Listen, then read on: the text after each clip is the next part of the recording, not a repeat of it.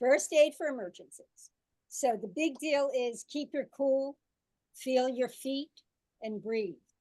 Because when there's an emergency, the first one who gets the shock is you. And you have to somehow stay grounded. So the things we're going to look at, and does everybody know how to feel their feet and get centered? Say yes or no. Yes. Yes. Yeah. Okay. So we're going to look at shock, bleeding, breathing emergencies, collapse, burns, trauma wounds, sprains, and maybe fractures, and some diarrhea and vomiting. And this is a list of herbs to have on hand. And again, we'll go over these, and I will also put this slideshow up on the site. And the herbs to have on hand are yarrow, aloe vera, red pepper, calendula, comfrey, plantain, which is Plantago major, not the Puerto Rican banana, and St. John's wort, and also antihistamines, the Benadryl. The remedies are way more numerous, and these are ones that I would recommend, and you choose as we're talking about them which ones you want to have on hand. Absolute necessary is rescue remedy or pear essence from spirit and nature. So the rescue remedy is my go-to for any kind of trauma. When I've had falls by myself on Broadway in downtown Oakland, and I fell on the pavement and I got knocked out. Oh, First thing I did was open my my equivalent of a purse, a hanging thing around me, and took out the rescue remedy spray when I came to and started spraying under my tongue. So I was able to get up Wow. and get to my car. So rescue remedy works. And I've been using lately the pear essence from Spirit in Nature, and that I also like. Very good for emergencies. And the remedies to have on hand, and we're going to talk about them in succession, is aconitum, arnica, phosphorus, apis, belladonna, nux vomica, carbo veg. My God, there's a huge list. Ledum, hypericum, rus, arsenicum, and podophyllum. And again, if it all seems overwhelming, you'll look at it and see what you want to take home from it. For shock, the big thing with shock is an acupressure point on the nasal philtrum. So I'm going to bring my little dog Bob, friend.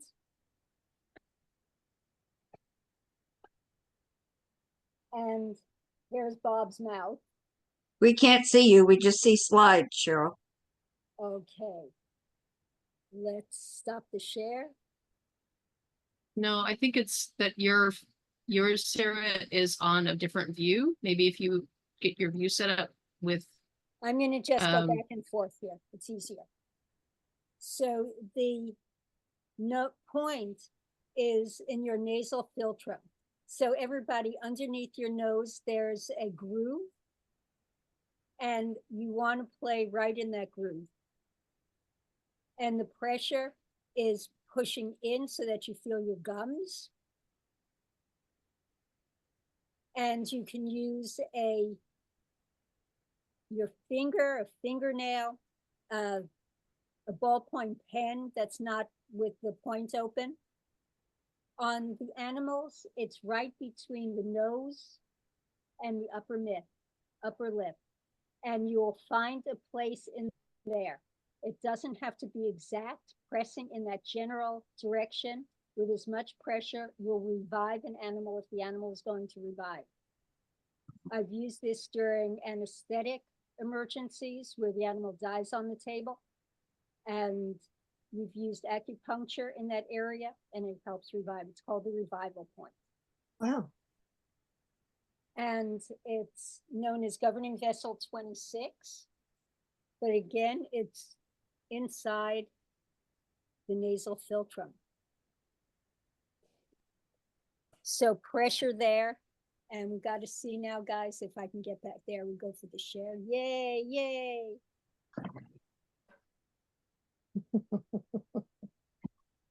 Okay, Yeah, I got what Kathleen was trying to tell me, Cheryl. oh, If you good. if you click on your split window, you can see both. Yeah, thanks, Kathleen. Okay, the homeopathic remedy for shock is aconitum.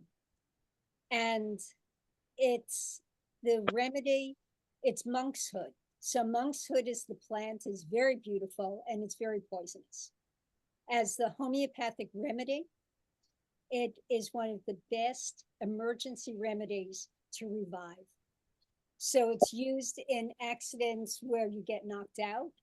It's used for very high fevers. I've used aconite for vaccine reactions where there's high fever. And it brings you back in your body. It's similar to rescue remedy, and it decreases the inflammation that's coming on or that came on really suddenly. So everybody stop me if you have questions. Bleeding. This is my go-to for bleeding. It's yarrow. And I have a yarrow sacred plant that grows at my front gate, and I love her. And yarrow, Achillea millefolium, is the best hemostatic. Okay. And you take the flowers and you crush them.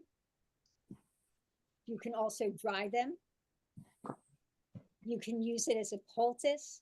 You can use it as a tea or a tincture. And if it's a tincture and there's an open wound, it'll burn because that's an alcohol. So you're better off with the powdered herb. And then internally, you can take the tincture or the tea, or it'll come in capsules or the fresh herb. And yarrow is an herb that Matthew Wood always told me. He said it's the cut to the bone, that he stopped bleeding with chainsaw accidents, where the blood, the cut goes right down to the bone. So it's very powerful. Homeopathically, arnica is helpful, and phosphorus. So phosphorus is a remedy that you use when there's bright, bright red blood. And you would make a dilution with a 30C. If you can get the pellets in the mouth, but if that's too hard, then you actually take the pellets and dissolve them in some water and squirt that diluted solution into the mouth. I have a question on the Arnica montana. Yes, When would you use 30 and when would you use 200? it depends on how bad it is. So the 30, good question. The 30 is used for the physical. So if it just happened and there's bleeding and trauma, I would use the 30. If the trauma is intense or if it's bleeding after surgery, the 200. Cheryl, did you say there's some way to deliver the yarrow by mouth, or you use it on Yes, the you wound? can make a tea. Or But use if it's the an tea. emergency, is there some way to carry it with you? Well, you could always carry the tincture. Carry the tincture and Then dilute the tincture. deliver that by mouth. Yeah. Okay, got it. So, and with the tincture, since it's an alcohol, you take the tincture and you put like 10 drops in a small amount of water and you use that solution. So it doesn't go in the stomach. Good. Everybody I know knows aloe vera and burns. How many have aloe vera plants in their yard? No. Nope. It is the best. And there were other remedies that we could use for that, like cantharis, but I thought, okay, the aloe, that's the perfect one for an emergency. And you can always, you use it for sunburns in addition to burns on the stove or from fires. So breathing emergencies. Rescue remedy again, Antihistamine is always helpful if the air passages are blocked because it will help open the air passages.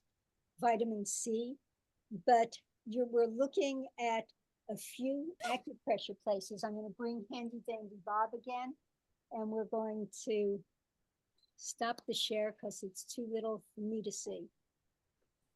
And the lungs are in this area behind the front legs. And right between the shoulder blades is where you can access the lungs. So you can access the lungs here. You could access the lungs underneath. But I find that if the animal is having problems breathing, that if you go anywhere near the chest, they get freaked out. So you're better off on the back right there.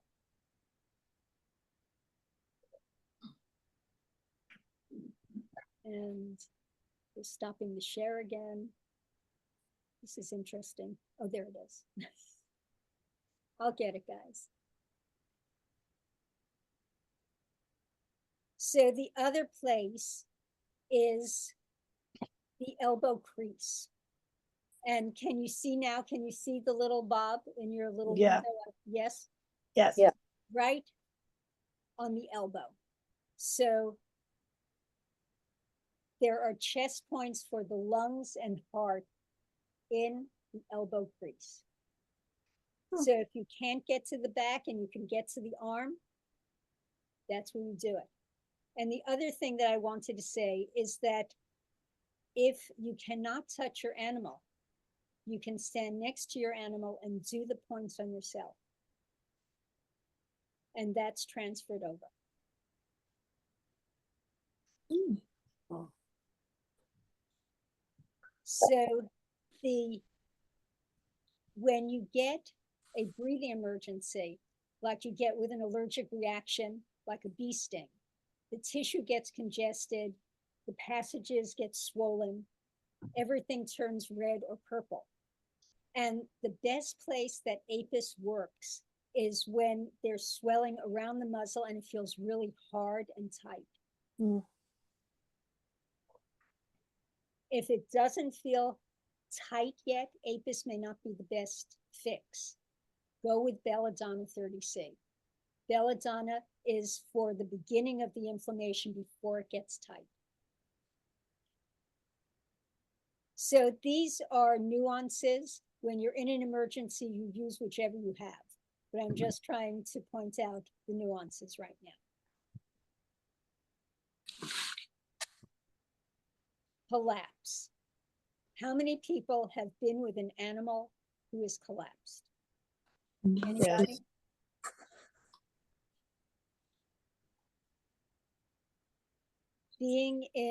I worked in the emergency room for my first years as a vet, and you see that a lot. I also out at the barns or when you're outside and there's heat stroke, you can get collapse. When there's an allergic reaction from a vaccine, you can get a collapse. When there's a heart issue, you can get a collapse. So I'll tell you a story. I had a little Yorkie patient who was a real SOB. He was strong and a bully and pushing everybody around and screaming at everybody. And he had a heart condition. And one day he got too puffed up for himself. And I got a call from my client, who was also my friend. And she said, Danny just dropped dead. I don't know what to do. And I said, well, is he still breathing? Yes, but he's not moving, and he's just not moving. So what we did, I said, do you have any red pepper? Capsicum is the revival for collapse when they're out cold. And what we did, she had Louisiana hot sauce. And she took a few drops of Louisiana hot sauce and put it on his tongue. Wow. Darn if that dog didn't rise up and say, hey.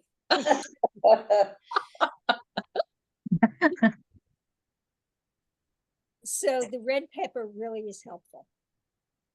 And what it does is it constricts the blood vessels. And it it acts like a kickstart. The homeopathic remedy that you can use in this particular instance is carbo vegetabilis. This is vegetable charcoal. And the signal of carbo veg is that they're laying out and they're cold to the touch and they don't want to move. They're so weak they can't move and they cannot get up. Taking the pellets, putting it under the tongue or putting it in water again and around the mouth, very helpful. Again, you can use the nasal philtrum, the revival point, and the other point is the hind paws. So the big foot pads. Okay. And this is kidney 1. And it will bring the energy through the body from the ground into the body. So pressing on any of the big foot pads, but especially the hind ones. You can also, if you can't reach the feet or if the animal is too touchy, you can always rub around the outside of the knee. This is a strengthening point. It's not as good for collapse, but it's good once they start to revive to support them.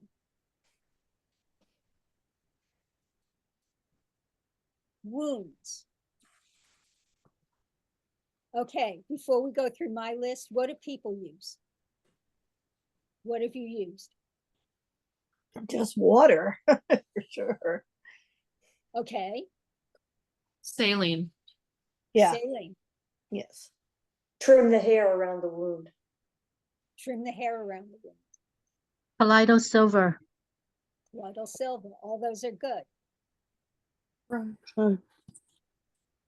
What? Oh, there was another one I didn't hear. Okay. My list here for wounds is calendula. Calendula is one of my favorite herbs for clearing. It's an anti-infection. It's a styptic, will stop a lot of the bleeding. It's decrease in swelling. It's very soothing. And if there's a lot of pain, you can mix it with St. John's wort. So St. John's wort and calendula was the go-to when the animals came to my clinic after being in any kind of trauma and there was open wounds.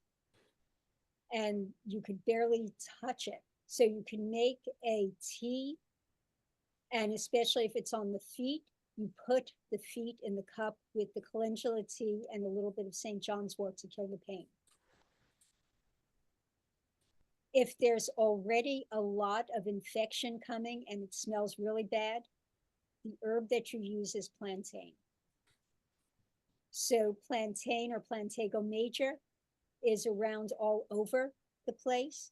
I may have a picture of it in the next slide. Let me just see. No. It grows all over the urban areas and the countryside.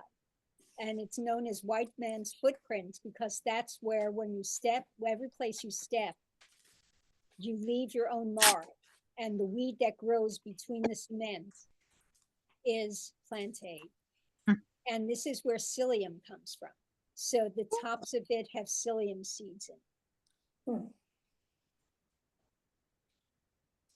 A lot of my clients use Manuka honey. And Manuka honey is an excellent medicinal honey. It's a lighter color than the other honeys. And there are actually products that are sterilized Manuka honey, but almost all of them are really good. It keeps the wound clean.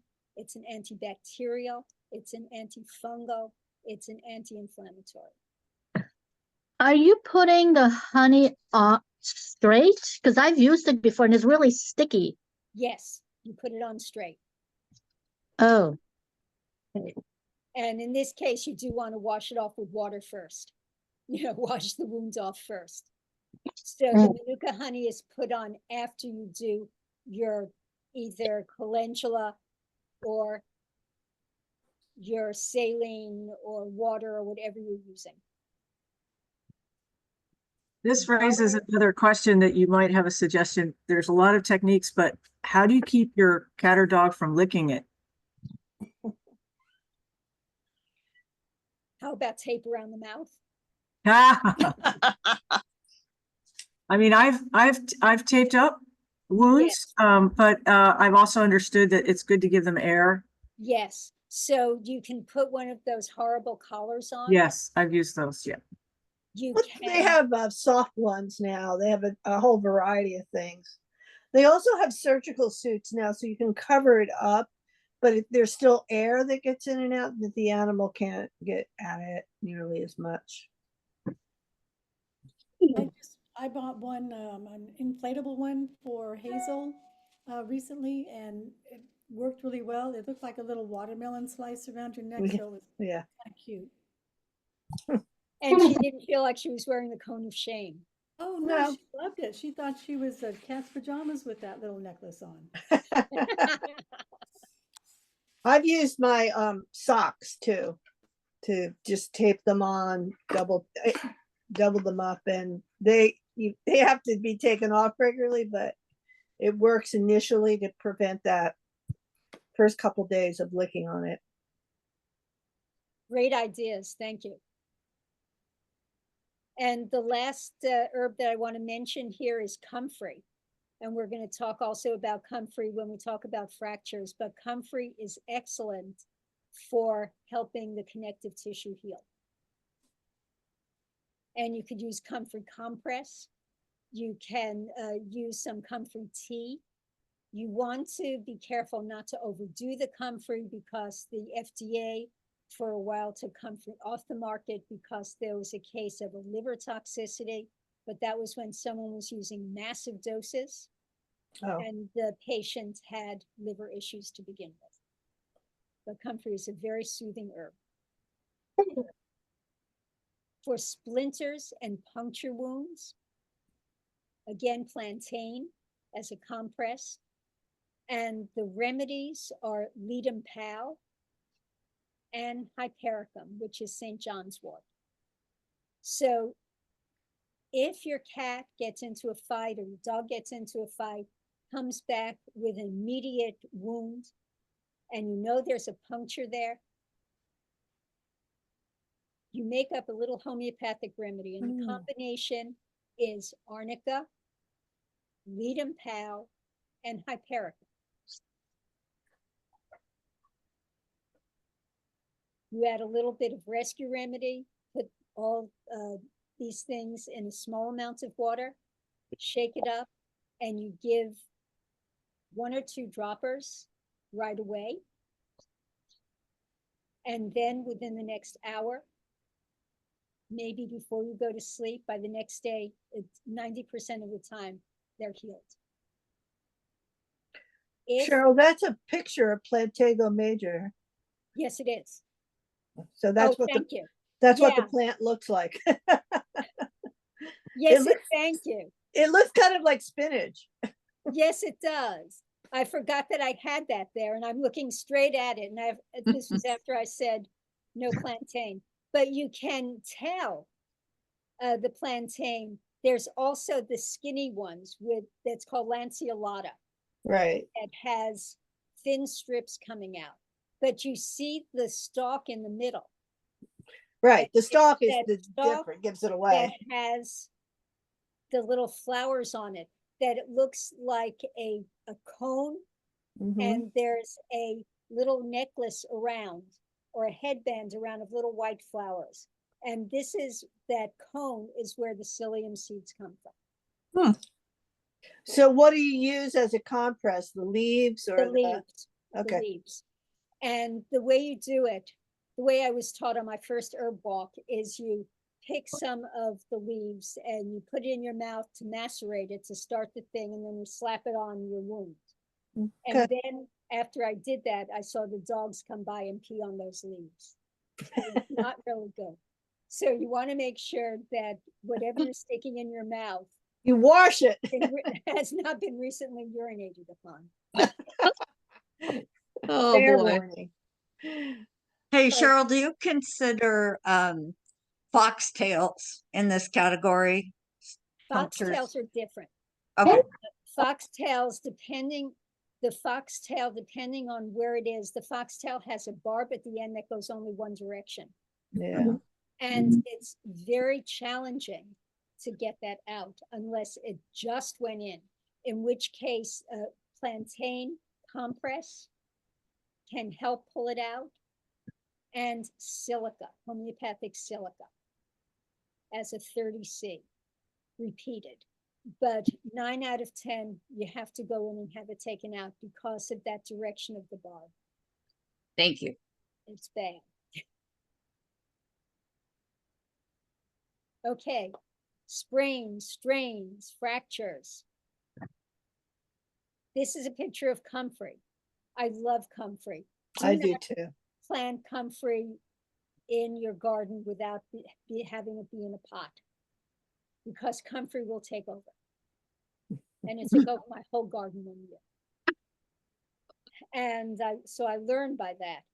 But one of the things you can do with comfrey is add just a tiny bit of rosemary to either the poultice or the tincture that you're doing. The rosemary acts as can cross the blood-brain barrier, and it will increase the circulation of the blood vessels, in addition to taking down swelling. So what you're looking at is primarily comfrey with maybe a small sprig of rosemary. And you can make that into either a poultice, or you can make a solution using the tea. You can use the powdered herb. You could use the tincture. And if you use the tincture, use just 1 drop of rosemary in that. And the comfrey is one of the best herbs I know for fractures. I believe comfrey is a healing plant and an intelligent plant. Some of my colleagues do not.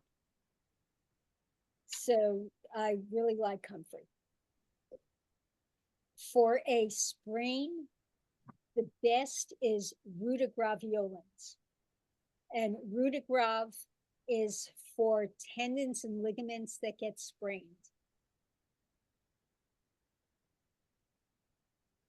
Arnica will also help the soft tissue with the rutagrav for the sprain. If you have a strain in your shoulder, in your knee, in your hip, 1 dose of Rhus tox is what you want. So I'm trying to differentiate some of these. And has anyone had experience with any of these? Comfrey and arnica a lot. Yeah. Arnica a lot. Taking And Rhus, what did you use the comfrey with? I think mainly I used it as like taking the leaves and making a poultice of it, but for some things, but also I've used the tea, and it's interesting to see rosemary with it. I never done that, so that's a good idea. The And I can't remember why, but you Yeah. know, it was just around, did it a lot of. Yeah, it's very soothing, and it helps, as I said, produce the connective tissue. I think when I was doing a lot of martial arts, I probably did it around, you know, strains. Yes, the so Rhus it's good muscles, tendons, ligaments, Right. and bone fractures. So I usually will add this along when animals are in casts, or if they've had surgery, and I will use the homeopathic form, which is Symphytum, Mm. to And just Shirley, help isn't- along. Didn't you once tell me that Rhus tox, think of rusty gate or something? Yes, Yes, I used it on myself. Seems to help. that's exactly it, the rusty gate. Isn't it also poison ivy? It's poison oak, actually. Poison oak, okay, because I, worked around the garden here and I thought maybe I was exposed to poison ivy, so I took some, but it turns out it wasn't poison ivy at all. So Did you the break risk out or was not? Oh, no, Great. Okay, vomiting and diarrhea. Our favorites. Yeah. Everybody should have with them Nux vomica. Yeah. Have that around all the time. It's the best go-to for any toxin, any poisonings, accidental poisonings, nausea, vomiting. And it's something, if there's a lot of not wanting to eat and you're not sure what's going on, I usually recommend a dose of Nux vomica to see if it will take nausea away. So Nux, for some individuals, will become an actual constitutional, but I usually use it as a go-to if there's a lot of nausea or there is vomiting and you don't know which toxin. So this is on your way to calling poison control, on your way to the emergency clinic if you have to go. Nux vomica is always a safe thing to give. Arsenicum album is a little bit different. Arsenicum album is for the terrible flu, influenza, where there's vomiting and diarrhea simultaneously. And everything is burning. It's burning and you're weak. You're so weak, you're sweating.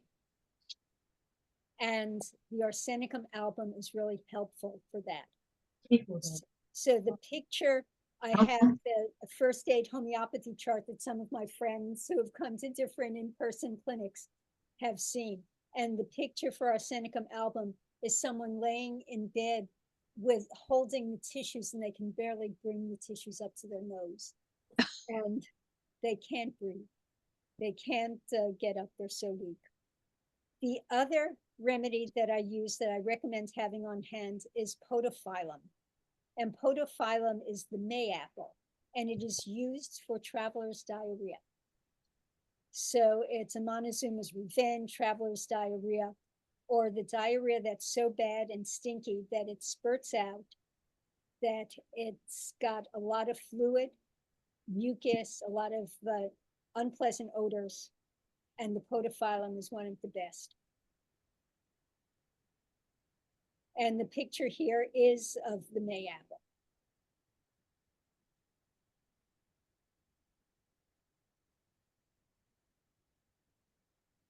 Herb-wise, what I also like for cramping is fennel and chamomile. This is my beautiful friend chamomile. I have chamomile tea almost every night. I love it. And I've made different teas for Nick that I put in a little dropper bottle that he usually, when I give it to him, he runs. But he will take chamomile and fennel and doesn't even go, he'll just accept it. Wow. So that is a big plus. So chamomile, fennel is really good for gas pain and for cramping. The mints are really good. Cats are sometimes really sensitive to mints, so the mints are better for dogs. Mints are great for horses. Ginger. So these are all soothing for upset stomach, some diarrhea, but mostly cramping. And the tissue salt, the homeopathic tissue salt that we use for this is magphos. So when there's a lot of cramping, what soothes the intestines from moving the peristalsis is magphos. It's magnesium phosphate. And it's one of the Highlands tissue salts, and it's available in all of the health food stores. And I think that's my last slide. Yes. So Cheryl, I just was reading about podophyllum. yes. Said it's useful for the removal of skin warts. You know Yes. anything about that? Yes, and it hasn't worked so well for me with that. I just wondered, it was such a different kind of a application. No, that's what one of the things is. That's what they say. Okay. But I haven't used it for that successfully. Has anyone else? Usually for skin warts, I will use cedar or thuya. Yeah. It's not been a big problem. There was one dog, Patches, had some skin warts, but they're benign. Yeah, I always get concerned that if you give them a remedy like podophyllum and it's not for diarrhea and they're sensitive to it, then you'll get major diarrhea. So Yeah, that would be a good caution. So now I'm open to questions to anybody who has any things. And was that too overwhelming or? No, it's helpful. No, it's great. No, that was great. Yeah, thank I you. have a question, Cheryl. Yeah. How would I know if my cat is cramping, his muscle cramps, stomach cramps? When they sit hunched up like this, Uh-huh. or he doesn't want you to touch, or he's very restless. So it's an up and Restless. down. Okay. All right. Thank you. And it's also the way they sit. So as they get down, it's a very gingerly sitting down. Okay. And sometimes warmth helps it. So I had a patient who used to get really bad stomach cramps. He used to go to the heater vent and lay right next to the heater vent so he could get warm. That makes sense. Yeah, it does. Thank you. Any other questions? Hey, Cheryl, how about cat bites for people? Is that you, Jen? I see your lamp. Yes, yes. Okay. Cat bites for people. Yeah. use Like the same- I got bitten in my hand or something. Immediately you take arnica, ledum, hypericum. Arnica, ledum, hypericum. And with a cat bite to the humans in the hand, I do it 4 times every 15 minutes in the first hour. Okay. And I do that. I always have that in the first aid at the clinic because you always. It happens. Yes, it happens. Bites happen. Thank you. And I find that that's the best, in addition to whatever else you use. Some people do use the antihistamines. Some people do use antibiotics. I have to say that with the homeopathics, I have not had to use antibiotics. But if Great. you're concerned at all, you use the antibiotics. And if it really hurts, I do plantain soaks. Okay. Thank you. Yes, Jen does house sitting and cat watching.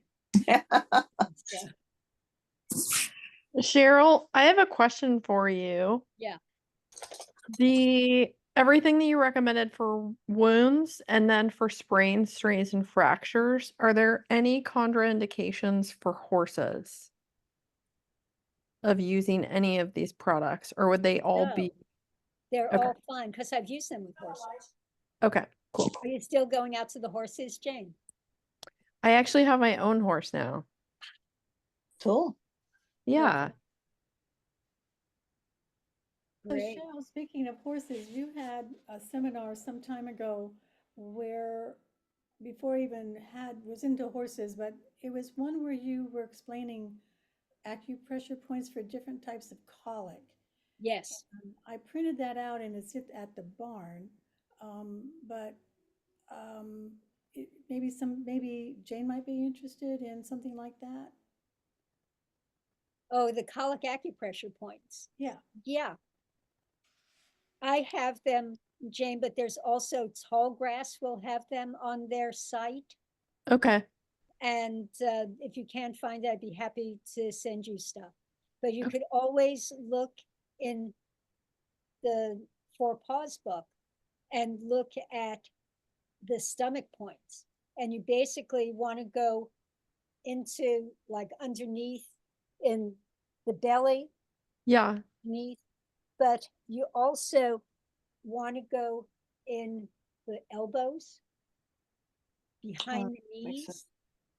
knees, in the inside of the hop joint, Okay. in that area, along with the back. Okay. Perfect. I forgot about that. You've been around a long time, Jocelyn. We As I have. That's It was a lovely seminar. Oh, good. That's a long time. Okay. Any other questions or comments? I have a question. If I cannot get hold of the fresh herbs, the dry herbs should be just as good. Yes. And would I use a higher dose to make a tea? No, you'd actually use a smaller dose. Yeah. Is there kind The- Okay. because it's concentrated and dried. So if you, the way I would do the dried herbs is usually a teaspoon to a pint of water. If it's really powdered, you can open up a couple of capsules in a pint of water. Thank you. Are you trying things on Breeze, Loida? Breeze is just, trying, she's ping ponging between me and Lori. So when she comes in, I just give her a good scratching and she goes, okay. Kathleen, do you have anything to add flower essence wise, since we have the expert here?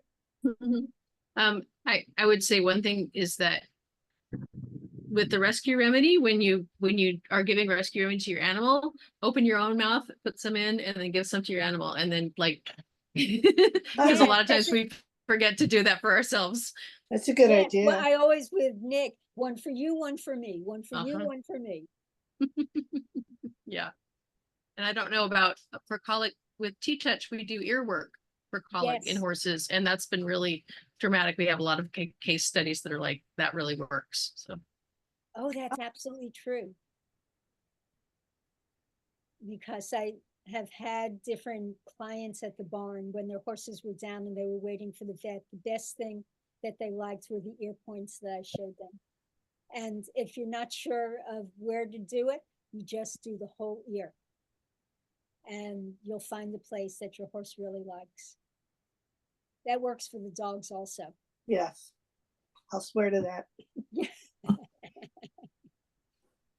Not so much. with some I of thought the of one cats. more thing that you taught me that I haven't had to use for my lab. Leptospirosis has gotten to be kind of scary and more prevalent now. A dog in our neighborhood died from it, actually. Oh my Wow. God. He said that if she showed any signs of maybe having, tasted water, standing water, or had some of the symptoms, I don't remember the name of it, but you said to have a remedy in the cabinet ready to give her. I can actually go see what it is, but you probably remember. I don't remember what I told Oh, you. I'll go see what it Would is. have been it may be the Leptospira nosode. Yes, that's what it is. No, so Yeah. because I ordered it from Yeah.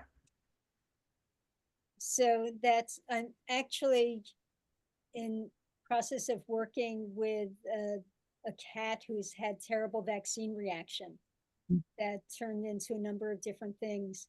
And one of my colleagues recommended the FVRCP, the feline vaccine, in different potencies. And Wow. this is a year later. Wow. So the way you use the nosodes is that there has to be a space in the immune system that the individual already has a space for. So you will use the nosode to match what that space was from the vaccination. When I first started using nosodes, I would use them in place of the vaccine. And I found that that wasn't necessarily helpful because the individual was not exposed to the issue before I gave the nosode. So that the nosode was effective only if they've been exposed and or they had a vaccine reaction where the immune system was already having a space for that kind of immune reaction.